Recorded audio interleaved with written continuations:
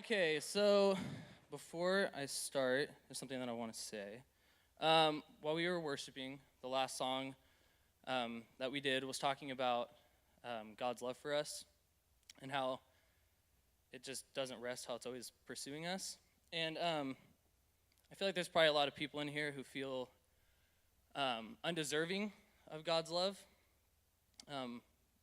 And you're, in a way, you're right. None of us are deserving of God's love, but God is love, and there's no past or sin, like the song was saying. There's nothing that separates you from that love. So I just burped again. That's all I wanted to say for that. Okay, so to get started, I'm CJ Baker. I go to Calvary Marietta. Yeah, we have some support in the house. I play baseball. I played football for the last 4 years or whatever. But then I decided to run cross country. I like making pottery. I like poetry. I like reading books. I like pizza. Corn dogs are good. That's kind of all the interesting stuff about me. Story of myself.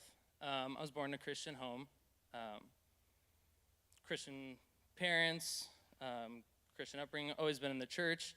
I've been going here since I was in 6th grade, so it's a long time. Kyle was young back then and stuff. So I've known him for a long time. But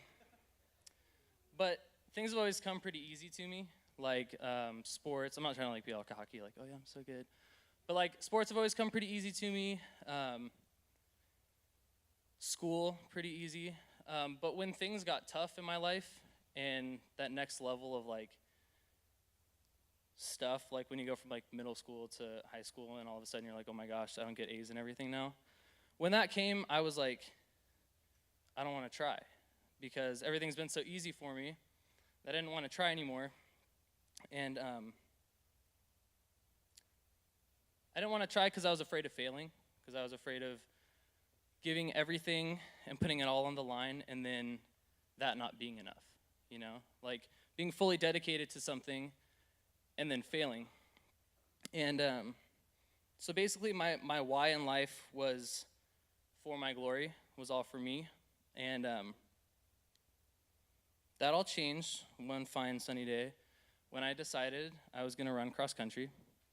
And for those of you who know cross country, does anyone in here run cross country?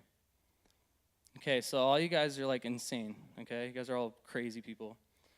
Cross country is the most fun-sucking activity on planet Earth. It is so mentally draining, and it wasn't fun for me. It wasn't, I wasn't good at it. I wasn't winning races or anything. So that brings me to my story.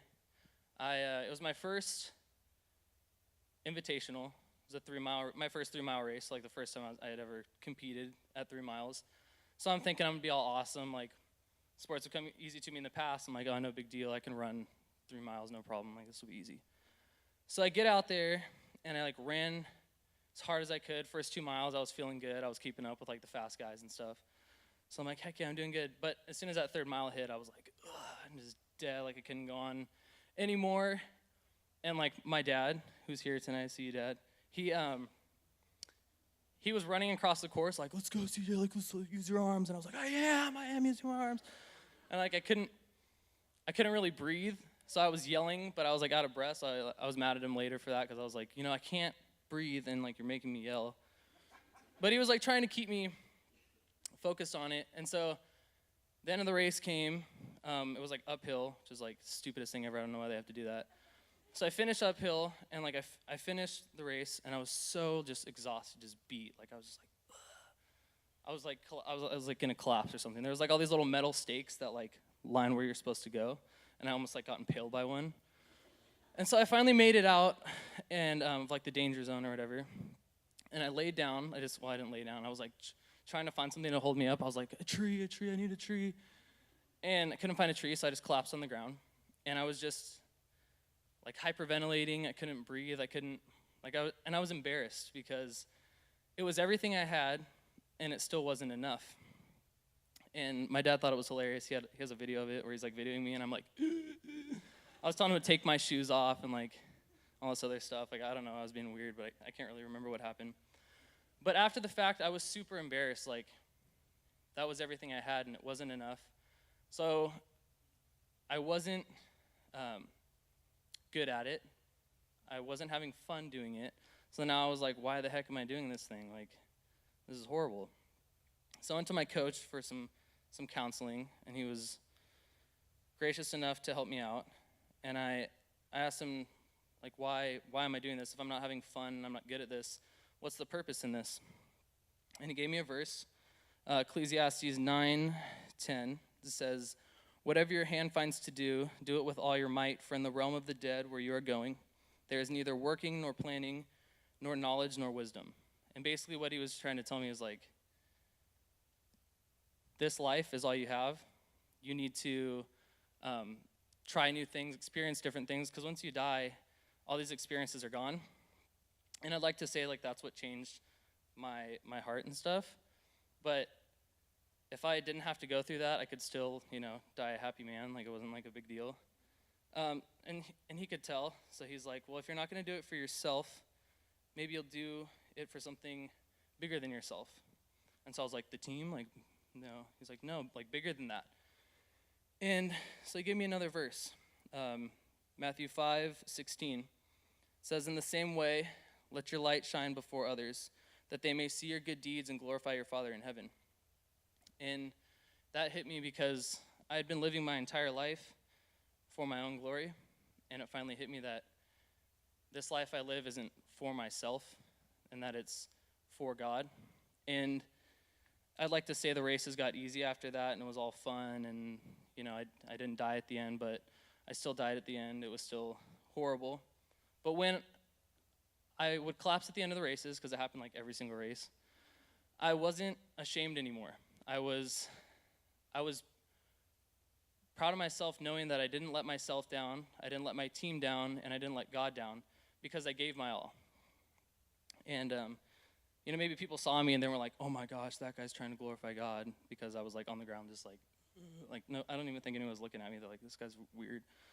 And so because of that, that kind of transitioned into every other part of my life. It brought new meaning to my life. I like to say like I try way harder in school now. It's not true. Like I try, but like my grades aren't like great or anything. My mom can attest to that. But in other sports that I was playing, like baseball and stuff, I wasn't playing because it was fun anymore. I was playing, because it's fun. It's like the greatest game ever. But at the same time, I was doing it for God. That's something I've been working on. And so,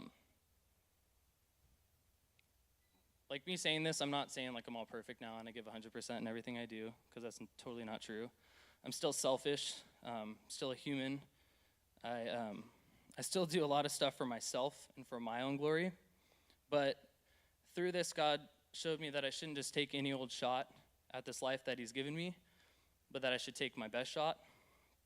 And so if there's one thing that I want you guys to get out of this, it's that the life you were given is God's gift to you, and the greatest gift you can give back is the very life that he gave you.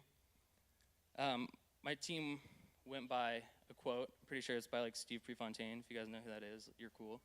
But he was a runner back in the day. And I think the quote goes something like, to give anything less than your best is to sacrifice the gift. And for the longest time, I thought that was the gift of running, like being able to run. And I later realized that it was more than that it was the gift of life, the life that God had given me.